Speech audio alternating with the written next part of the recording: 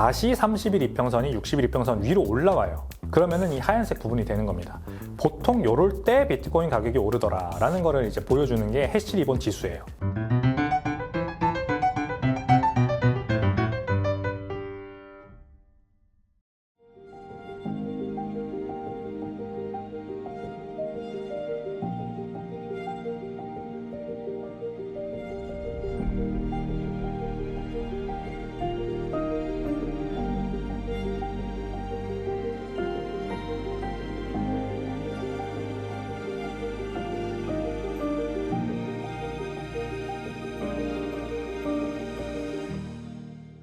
네, 여러분 안녕하세요. 백훈종의 투자비법 시간입니다. 오늘은요, 해시레이트, 비트코인 채굴자들이 얼마나 많은 연산력을 또는 전기를 투입하고 있냐를 나타내는 지표죠. 그 해시레이트와 그리고 해시레이트와 연관된 이 비트코인 가격의 어떤 예측을 해볼 수 있는 그 해시 리본 지수라는 걸 가지고 여러분들께 한번 투자에 도움 드려보는 콘텐츠를 만들어 볼까 합니다. 해시레이트가 뭔지 알고 넘어가야겠죠. 해시레이트라는 걸 이해하기 위해서는 먼저 작업 증명과 지분 증명을 얘기를 해야 돼요. 이 비트코인과 다른 여러 알트코인들이 가지고 있는 합의 알고리즘이죠. 컨센서스 메커니즘, 합의 메커니즘이라고 할 수가 있겠습니다. 무엇을 합의하느냐? 어떻게 블록을 쌓느냐를 합의를 하는 거죠. 그죠? 이 블록체인이라는 거는 어떤 트랜잭션을 담당하는 주체가 없잖아요. 예를 들어 네이버, 그러면 네이버에서 발생하는 여러 가지 데이터들을 네이버사가, 운영사가 어떻게 처리할지 결정을 하겠죠. 여러분들이 카카오톡을 쓰실 때도 카카오톡을 운영하는 주체인 카카오라는 회사가 여러분들이 누구한테 보내는 메시지라던가 그 안에서 여러 가지 일어나는 데이터들을 처리해주는 역할을 하는데요. 블록체인은 그게 아니죠. 제3자가 없습니다. 그냥 우리 모두가 이 트랜잭션을 보내는, 트랜잭션을 처리하는 주체가 되는 건데요. 그것을 어떤 방식으로 어떻게 할 거냐가 합의 알고리즘이라는 거예요. 컨센서스 알고리즘, 컨센서스 메커니즘이라고 합니다. 그래서 비트코인은 작업 증명, 프루프 오브 워크라는 컨센서스 프로세스를 가지고 있죠. 쉽게 얘기해서 블록이 이렇게 쌓입니다. 블록이 하나에 뭐 몇천 개의 트랜잭션이 들어간다 이렇게 보시면 되고, 그래서 트랜잭션을 모아가지고 블록으로 감싸서 처리하고, 그리고 다음 트랜잭션들을 모아서 블록에다가 모아서 그 다음 뒤 블록에다 붙이고, 이렇게 해서 블록이 하나 쌓여서 블록체인이다 라고 하잖아요. 근데 이 블록을 쌓는 주체가 누구냐? 채굴자들이에요. 여기 보면 이렇게 채굴자들을 표현한 컴퓨터 도식이거든요. 근데 이 컴퓨터를 가지고 있는 채굴자 1, 채굴자 2 이렇게 표현하겠습니다. 1, 2, 3, 4, 5 채굴자들이 5명이 있어요. 근데 이 채굴자들이 각각 자신들이 가지고 있는 전기 파워가 다릅니다. 정말 좋은 기계를 쓰고 있고, 그리고 이 기계에 투입하는 전기의 양이 다른 4명보다 많아. 그러면은요, 이 채굴자가 가지고 있는 해시 레이트라는 게 33%예요. 전체 100% 중에. 그리고 그 다음 채굴자 2는 해시 레이트가 27%입니다. 그리고 20%, 13%, 7%. 그래서 이거를 원형 파이 차트로 그려보면 이렇게 생겼죠. 그래서 채굴자 1이 가장 많은 부분을 영역을 차지하고 33%, 그 다음에 27%, 20% 이렇게 이제 피자의 슬라이스가 작아지는 거죠. 그러면은 이 블록을 쌓을 때 비트코인 블록체인이 누구에게 이 블록을 쌓을 권한을 주느냐. 이 블록을 쌓을 권한을 받은 채굴자가 결국 이 블록을 쌓은 대가로 블록 보상 3.125 비트코인을 보상으로 받아가잖아요. 그래서 10분마다 한 번씩 이렇게 블록이 쌓이니까 10분마다 3.125 비트코인을 받아갈 채굴자가 결정이 되는 거죠. 근데 33%의 가장 많은 해시레이트를 가진 채굴자 1이 받아갈 가능성이 큽니다. 확률이 가장 큰 겁니다. 100% 얘가 가져가는 건 아니에요. 33%라고 해서 가장 많은 해시레이트를 가지고 있다고 해서 무조건 내가 블록 보상을 받아간다는 개런티는 없습니다만, 확률적으로 이 친구가 블록 보상을 받아갈 가능성이 크다. 이게 바로 작업 증명입니다. 아시겠죠? 작업, 내가 전기를 투입해서 비트코인 블록체인이 내는 어떤 굉장히 랜덤 넘버, 큰 랜덤 넘버를 남들보다 먼저 찾으면, 그러면 그 보상으로 비트코인이 주어지는, 그게 바로 작업 증명이고요. 지분 증명은요, 좀 다릅니다. 지분 증명은 블록이 쌓일 때 블록을 쌓고 리워드, 블록 보상을 가져갈 채굴자를 어떻게 정하냐? 더 많은 코인을 여기에다가 예치해 놓은 사람들이 가져갑니다. 가장 많은 코인을 스테이크, 예치했다. 그래서 남들보다 더 많은 코인을 예치한 이 예치자라고 할게요. 스테이커 1, 2, 3, 4, 5가 있는데 예치자 1이 제일 돈이 많아요. 그래서 이 사람이 남들보다 더 많은 33%, 전체 100% 중에 33%에 달하는 코인을 예치해 놨다, 이 블록체인에. 그러면은 그냥 얘가 다 가져갑니다. 얘가 다 가져가는 구조예요. 그래서 이거는 경쟁이 없습니다. 그냥 리더 셀렉션 베이스드 온 스테이크. 예치한 코인이 많으면 블록 리워드를 가져갈 수 있는 구조입니다. 그래서 경쟁을 뭘로 해야 되느냐? 내가 돈이 더 많아야 돼요, 남들보다. 그래서 더 많은 코인을 예치해 놓으면 내가 블록 보상을 가져가는 겁니다. 저는 그래서 지분 증명을 좀 싫어합니다. 경쟁이 없잖아요. 작업 증명은 채굴자들이 내가 더 많이 비트코인을 채굴하기 위해서는 더 효율적으로 비트코인 채굴이라는 거를 해야 돼요.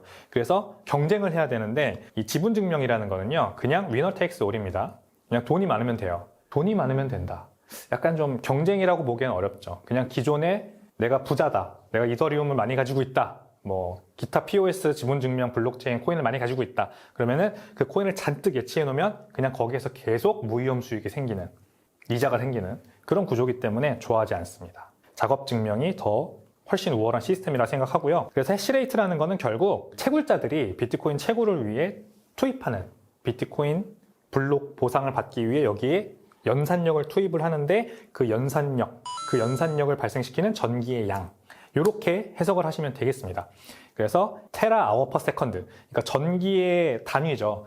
킬로와트 퍼 아워, 뭐 테라와트 퍼 아워, 이렇게 와트라는 게 있고, 킬로와트는 이제 와트를 훨씬 많이 모은 거고, 그 다음에 테라와트는 킬로와트를 훨씬 많이 모은 거고, 이렇게 단위가, 전기를 세는 단위가 있는데 초당 얼마나 많은 전기를 투입하냐가 결국 해시레이트입니다. 그래서 보면은 이 오렌지색 선이 이제 해시레이트거든요.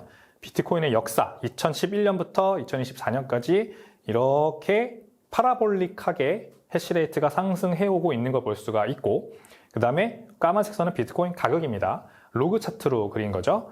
쭉 X축은 2년씩 증가하고 Y축은 100만씩 늘어나는 거죠. 비트코인 가격은 10배씩 늘어나는 거죠. X축은 2년씩 늘어나고 Y축은 1, 10, 100, 1000, 만, 10만 이렇게 10배씩 늘어나는 거죠. 그래서 로그 차트로 그려보면 이렇게 비트코인 가격이 쭉 상승을 하는 기조로 가는데 점점 눕긴 하지만 어쨌든 해시레이트가 파라볼릭하게 상승할 때 비트코인 가격도 이렇게 상승을 하고 있다. 그래서 해시레이트가 굉장히 비트코인 가격과 밀접한 연관이 있다라고 볼 수가 있는 겁니다. 해시레이트에 대해서 비트코인 가격에 어떤 영향을 미치는지 조금 더 자세하게 설명을 드리면, 복잡해 보이지만 복잡하지 않습니다. 일단은 비트코인 가격이 올라요. 비트코인 가격이 오른다고 합시다. 그러면은 비트코인의 지갑 개수가 늘어날 때마다 비트코인 가격이 오른다라는 어떤 하나의 상관관계가 굉장히 높은 선이 하나 이렇게 그려집니다. 요 조그만 차트를 보시면 올라갔다 내려갔다 하지만 어떤 하나의 기준선을 그릴 수가 있죠. 이거는 패턴이 있다는 걸 의미를 하는 겁니다. 지난 15년의 비트코인 역사간 비트코인 지갑 개수가 늘어나는데 비트코인 가격도 늘어난다. 그리고 상관관계가 굉장히 높다라고 볼 수가 있는 거고, 그리고 시간이 가면 비트코인 가격도 오른다. 그래서 이렇게 큰 상관관계가 발생을 하고요. 자, 그래서 비트코인 가격이 오른다. 그러면 비트코인 채굴자들이 훨씬 수익성이 좋아지겠죠. 그러면은 비트코인 해시레이트가 늘어납니다. 무슨 말이냐? 비트코인 가격이 막 오르면 나도 저 비트코인 좀 채굴해서 돈 좀 벌어보자, 이런 채굴자들이 많이 늘어날 거 아니에요. 비트코인 채굴에는 아무 허들이 없습니다. 누구나 다 참여할 수 있기 때문에 이렇게 비트코인 가격이 많이 오르면 비트코인 채굴자들이 많이 진입을 하고요. 그러면은 거기에 투입되는 연산력이 늘어난다는 거니까, 전기의 양과 연산력이 늘어난다는 거니까 해시레이트가 늘어납니다. 그래서 해시레이트와 비트코인 가격도 굉장히 큰 밀접한 연관성이 있어요. 이 차트가 이제 해시레이트가 X축이고 그 다음에 비트코인 가격이 Y축인데 역시 어떤 상관성이 보이죠. 올라갔다 내려갔다 합니다만 이렇게 쫙 리니어하게 늘어나는 어떤 상관성, R2가 굉장히 0.98 정도 되지 않을까 싶을 정도로 아주 높은 상관성을 보입니다. 해시레이트가 늘어날수록 비트코인 가격이 늘어나는 상관성이 있다. 그리고 이 difficulty adjustment, 이 비트코인 해시레이트를 안정화시키는 어떤 비트코인의 이 특별한 장치가 있어요. 그러니까 비트코인은 2주에 한 번씩 난이도라는 걸 조절을 하는데요. 너무 해시레이트가 많이 늘어요. 과열되는 거죠. 채굴자들이 너도 나도 채굴하겠다라고 막 붙으면 해시레이트가 너무 많이 늘 거 아니에요. 그러면 2주에 한 번씩 비트코인이 이렇게 difficulty를 올려버립니다. 그러니까 채굴자들이 풀어야 하는 문제의 난이도를 확 올려버려요. 그러면은 채굴자들이 더 많은 연산력을 투입을 해야 돼요. 이제 더 풀어야 되는 문제가 어려워졌으니까 더 많은 기계를 사서 투입해야 되고 더 많은 전기를 투입해야 돼요. 그러면 코스트가 올라가겠죠? 코스트가 올라가면 아무래도 이제 영세 채굴장들은 또 버티기가 어려워지는 그런 이제 문제가 있습니다. 그게 비트코인의 해시레이트가 너무 급격하게 오르는 것을 방지하고 그게 결국 비트코인 가격도 너무 과열되는 것을 막아주는 그런 역할을 하는 장치가 돼 있다 이렇게 보시면 됩니다. 비트코인 채굴에 들어가는 지출이 늘어난다. 비트코인 지출이 늘어난다. 채굴자들이 투입해야 하는 지출이 늘어나고요. 그러면은 비트코인 네트워크가 조금 더 안전해진다. 그리고 디맨드에서 스토어 밸류가 라이즈 된다. 그러니까 하나의 풀 사이클을 거치는 거죠. 비트코인 가격이 오르고 그 다음에 비트코인 채굴이 훨씬 더 수익성이 높아지고 근데 너무 과열되는 걸 막기 위해서 비트코인이 이렇게 난이도 조절을 통해서 난이도를 올려버리면 이제 비트코인 채굴자들이 내야 되는 지출이 늘어나고 그러다 보면은 이 비트코인 네트워크가 가지고 있는 보안성이 훨씬 더 높아지죠. 왜냐하면 채굴자들은 해시레이트를 조금 더 그 안정적으로 그리드의 안정성과 운영의 안정성을 도모하고 비트코인 가격이 내려가든 아니면은 난이도가 올라가든 계속해서 채굴 오퍼레이션을 유지하기 위해서 더 효율적인 방법을 찾고 그 다음에 이 경쟁성을 높일 수밖에 없는 거거든요. 그러면은 비트코인 채굴이라고 하는 어떤 하나의 산업이 막 들어왔다 나갔다 하는 게 아니라 굉장히 강한 채굴자들만 살아남는 그런 어떤 네트워크가 형성이 되는 거예요. 네, 그러면은 당연히 이 비트코인 네트워크 전체가 가지고 있는 세큐리티도 올라가는 거죠. 점점 강한 채굴자들이 많이 살아남고 넓어질수록 비트코인 자체가 가지고 있는 보안성도 늘어난다. 네, 그러다 보니까 이렇게 지갑 개수가 늘어날수록, 즉 비트코인 사용자가 늘어날수록 해시레이트가 늘어나는 것도 견조하게 이렇게 상관성을 가지고 올라가는 거죠. 그 다음에 이제 시간이 갈수록 비트코인 지갑 개수도 느는 겁니다. 왜냐하면 비트코인 네트워크가 이렇게 안정적이라는 게 점점 입증이 되고 있잖아요. 비트코인의 보안성이 뛰어나다라는 게 인정이 되면 될수록 어떤 일이 발생하느냐, 사람들이 그러면 나도 여기에다가 내 재산을 넣어놓겠다라고 하면서 점점 비트코인을 사용하는 사람들이 많아지는 거예요. Store of Value로서 가치가 늘어나는 거죠. 가치 저장 수단으로서의 가치가 늘어난다. 네, 그래서 하나의 풀 사이클을 도는 겁니다. 비트코인 사용자가 개수가 늘어나면 그러면 어떻게 돼요? 가격도 올라가죠. 다시 이렇게 도는 거죠. 메트카프의 법칙. 비트코인은 네트워크다. 더 많은 사람들이 유입되면 가격이 올라간다. 가치가 늘어난다. 네, 그렇게 되는 겁니다. 그래서 비트코인 채굴자 그리고 그들이 만들어내는 해시레이트와 비트코인 가격은 매우 높은 상관성을 가지고 있습니다. 그래서 우리가 이걸 가지고 비트코인 가격을 한번 예측해 볼 수 있는데요. 이게 바로 해시 리본 지수라는 걸 통해서 가능해집니다. 해시 리본 지수는 뭐냐? 이 해시레이트가요. 지난 30일 이동평균선과 60일 이동평균선이 있습니다. 이평선. 여러분 이평선이 뭔지는 다 아시죠? 이 까만색 선이 비트코인 가격이고요.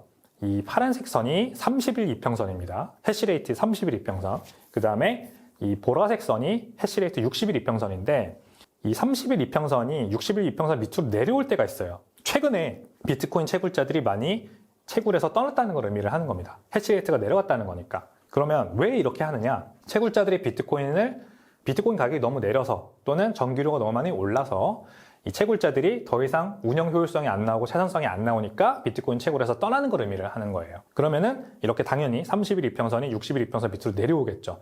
그 부분이 이 빨간색 부분입니다. 네, 그러다가 다시 30일 이평선이 60일 이평선 위로 올라와요. 그러면은 이 하얀색 부분이 되는 겁니다. 보통 요럴 때 비트코인 가격이 오르더라라는 거를 이제 보여주는 게 해시 리본 지수예요. 아시겠죠? 자, 다시 요 최근을 볼게요. 2023년 상승장을 보겠습니다. 상승장. 2021년 요때를 보겠습니다. 2020년에서 2021년 사이에 해시 리본 지수에 따르면 30일 이평선이 60일 이평선 밑으로 내려온 게 이렇게 3번이 있었습니다. 2020년 전이고 요거는 2020년 후 한 번, 두 번, 세 번 있었죠. 그래서 30일 이평선 파란색 선이 잘 안 보이지만 지금 작아가지고 밑으로 내려왔다가 다시 바운스백 하는 거예요. 그러면 하얀색 부분입니다. 그럼 가격이 이렇게 오른다. 여기서도 마찬가지죠. 밑으로 내려왔다가 여기서 밑으로 내려왔다가 다시 오른다. 그러면은 가격이 이렇게 축축축 올라준다. 여기서도 30일 이평선이 보라색 선 밑으로 내려왔다가 다시 오르죠. 그리고 견조하게 이렇게 이어지죠. 그러면은 가격이 이렇게 슉 오른다. 요거를 보여주는 게 바로 해시 리본 지수입니다. 그러니까 저점을 파악하는 데 굉장히 좋은 지수다라는 이제 정평이 나 있습니다. 채굴자들이 채산성이 안 나와요. 난 이제 더 이상 안 할래 하고 떠나요. 그러면은 비트코인 가격이 그때가 바텀, 딥일 가능성이 많다는 거예요. 그래서 이 지수를 보고 그때 비트코인을 사면은 이렇게 그 다음 찾아오는 상승장을 우리가 누릴 수 있는 가능성이 크다라는 게 해시리본 지수가 보여주는 거고요. 지난 상승장을 한번 줌인해서 보겠습니다. 2018에서 2021년 상승장 비트코인 가격과 해시리본 지수는 어떻게 되었느냐. 21년 11월 달에 69,000불 고점이 요때 나왔었죠. 요때입니다. 요때 11월 달. 그리고 그 전에도 뭐 6월 달 정도인가요? 이렇게 나왔었고. 근데 3차 반감기가 이때 있었습니다. 아마 5월 달이었을 겁니다. 네, 2020년 5월에 반감기가 오고 그다음 비트코인 가격 이렇게 올랐죠. 근데 어떻게 됐느냐? 해시리본 지수는 어떻게 됐느냐? 네, 이렇게 여기서는 이제 30일 이평선이요. 요 초록색 선이고 그다음에 60일 이평선이 파란색 선입니다. 그러니까 30일 이평선 초록색 선이 반감기가 지나고 이 파란색 60일 이평선 밑으로 이렇게 내려와요. 네, 그다음에 반등합니다. 그다음에 이렇게 위에서 계속해서 이어지죠. 이런 구간이 이제 올라가는 구간이라는 거예요. 그래서 내려왔다가 꼭 올라온다. 이때가 이제 딥이다. 비트코인 가격이 바텀을 찍었을 때다라는 게 해시리본 지수가 보여주는 거고, 그럼 이때죠. 이때 이제 비트코인 샀으면 그 다음에 이렇게 올라갔을 거다라는 게 이제 가능하다는 걸 의미를 하는 겁니다. 그 다음에 한번 내리죠. 네, 여기는 아직까지 신고점이 아닙니다. 여기가 이제 신고점이죠. 아직 이제 11월 달이 되기 전인데 여기서도 한번 다시 30일 이평선이 밑으로 꺾이죠. 그 다음에 다시 바운스백 하지 않습니까? 60일 이평선 위로 올라오죠. 그 다음에 이어집니다. 이렇게 이어지는 게 중요합니다. 다시 꺾이면 사실 소용이 없고 내려왔다가 다시 올라와서 이어질 때 이때 비트코인을 사면은 그 다음에 가격 상승을 누릴 수 있다. 네, 이게 이제 해시리본 지수가 보여주는 겁니다. 자, 그 다음에 2014에서 2017 상승장 볼게요. 2017년 12월 달에 2만 불, 그죠? 2천만 원 우리나라 돈으로 뚫고 엄청났었죠. 이때도 가격 상승 폭이. 2차 반감기는 이때 있었습니다. 16년 7월 달에 있었어요. 그래서 이때 반감기 지나고 네, 잘 보이진 않습니다만 30일 이평선이 밑으로 내려왔다는 얘기입니다. 60일 이평선 밑으로 내려왔다가 이 진한 빨간색 이 부분 이제 지나면은 위로 올라왔다는 거예요. 다시. 그 다음에 이어지는 겁니다. 계속 위에 있는 겁니다. 이때부터는. 계속 30일 이평선이 60일 이평선 위에 있다. 그러니까 신규 채굴자들의 해시레이트가 늘어나고 있다. 예, 계속 늘어나고 있다. 그러면은 비트코인 가격 이렇게 훅 오른다라는 걸 보여주는 겁니다. 아시겠죠, 여러분? 그러니까 바텀을 잡기 좋은 지표다. 1년에 한두 번, 뭐 특히 상승장 이제 마지막 4년 사이클에서 상승장 해인 그 마지막 해에 어떤 한두 번 정도는 이렇게 해시리본으로 우리가 저점을 잡을 수 있는 구간이 나오긴 나옵니다. 그래서 이번에도 다시 2024년으로 가볼게요. 이때죠. 지금 어떻게 돼 있나요, 여러분? 2024년, 2025년으로 가는 중인데 비트코인 가격은 이렇게 횡보를 하고 있습니다만 73,000불 전고점에서 계속해서 조금 횡보하면서 내려가는 모습 보이긴 합니다만 해시 리본으로 보면 지금 30일 이평선 파란색 선이 60일 이평선 위로 올라와 있는 상태예요. 여기 빨간색 음영 처리되어 있는 이 부분은 이제 밑으로 내려간 거잖아요. 내려갔다가 다시 올라와서 지금 이어지고 있는 중입니다. 그러면은 어때요? 지금 혹은 요때 아직 좀 지나긴 했습니다만 요때 한 2024년 6월, 7월 이때죠. 이때가 바텀으로 봐도 되지 않을까라는 생각을 해볼 수 있겠죠, 여러분. 그러니까 앞으로 이제 까만색 선 비트코인 가격이 이렇게 올라간다면 예년처럼 우리가 봤듯이 예년처럼 이렇게 올라간다면 해시리본 차트, 해시리본 인덱스가 보여주는 거는 지금이 저점이다 라는 거를 우리가 해석해 볼 수 있는 겁니다. 비트코인의 어떤 해시레이트 그리고 해시리본 지수 한번 공부해 봤고요. 비트코인의 그래서 가격과 밀접한 연관성이 있는 해시레이트 그리고 해시레이트를 이용한 어떤 비트코인 가격 저점을 잡을 수 있는 인덱스 해시리본 지수라는 거를 같이 공부를 해봤습니다. 제가 그렇다 그래서 무조건 저점 잡고 투자했다가 뭐 고점을 팔자 이런 말씀 드리는 건 아니라는 거 다들 아시죠? 그냥 지금 현재 상황을 파악하는 데 좋은 도구로서 해시리본 지수도 한번 이용해 보시기를 추천을 드리겠습니다. 백훈종의 투자 비법 순서는 여기까지입니다. 이번 주도 내용이 마음에 드셨다면요. 구독과 좋아요, 알림 설정까지 부탁드리겠습니다. 감사합니다.